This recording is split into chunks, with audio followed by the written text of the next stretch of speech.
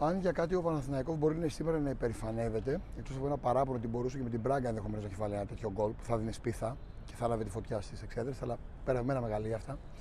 Περασμένη ευτυχία μάλλον.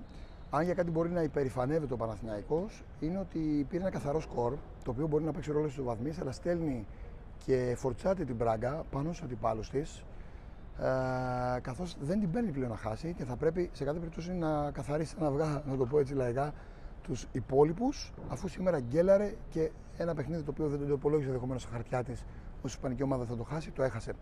Οπότε αυτό κάνει πιο εύκολη τη ζωή του Παναθηναϊκού, τουλάχιστον για την τριάδα. Γιατί εγώ κοιτάζω την τριάδα της πρόκλησης για να συνεχίσει στην Ευρώπη και φυσικά σήμερα μπήκαν οι βάσεις και για κάτι παραπάνω. Παράλληλα, καθιστά την αναμέτρηση στη Χάιφα που το Papandou.gr θα είναι στη Χάιφα πρώτα Θεός σε έναν τελικό εισαγωγικά. Καθώς μετά το 3-0 Ρεν, έτσι και κερδίσει ο Παναθηναϊκός αφήνει πάρα πολύ πίσω τη Χάιφα και για την τρίτη θέση.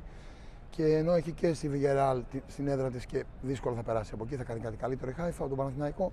Καταλαβαίνετε ότι πλέον ο δρόμος ανοίγει διάπλατα για να προκριθεί το Τριφίλιπ να πάει παρακάτω. Ένας Παναθηναϊκός που έβλεπε στον πάγκο να έχει τον Αραώ, τον Σπόραρ, τον Βέρμπιτς, τον Αϊτόρ και λες πόσο βάθος έχει αυτή η ομάδα φέτος. Όπως έλεγε ο Αντώνης Πετρόπουλος, το είπα και πριν, η τροφοδοσία και η συνολική λειτουργία της ομάδας σε μια συνέντευξη στο Παπαντού παίζει ρόλο. Και όχι τόσο, παιδιά, το αν ο Ιωαννίδης ή ο Σπόραρ είναι καλοί παίκτες, γιατί είναι σίγουρα καλοί παίκτες και σίγουρα καλή επιθετική. Ο Νίκος Παγκάκης περιέγραψε το παιχνίδι, ο Μπάμπης Συμπίθας ήταν στο σχόλιο. Μας ακολουθήσατε στο TikTok, στο Facebook, στο Instagram, στο Twitter και κατεβάστε αν θέλετε το application του Παπαντού σε iPhone και σε Android.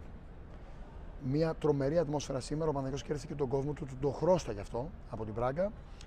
Το Παναθηναϊκός το φώναξε ξανά και το ΆΚΑ θα θυμίσει και στο εγγύς μέλλον Παναθηναϊκό από τα παλιά, γιατί αυτή η ομάδα έχει πολλά φόντα και δεν είναι εφετζίδικο αυτό που λέω, είναι η αλήθεια και πολύ βάθος για να συνεχίσει και να κάνει πολύ ωραία πράγματα.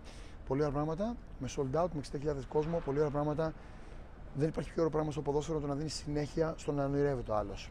Και έδειξε και αγωνιστικά η ομάδα ότι με τροπίλες το Φώτη και τον Σπόραρ μπορεί να βυθίσει οποιοδήποτε υποβρύχιο, όχι μόνο το κίτρινο υποβρύχιο. Το έκανε και με τη Μαρσέιγ, την Πανετυχαίο, το έκανε και με την Νύπρο. Το έχασε στις λεπτομέρειες από την Μπράγκα. Από τον Νίκο Παγκάκη, να είστε όλοι καλά, καλή νύχτα.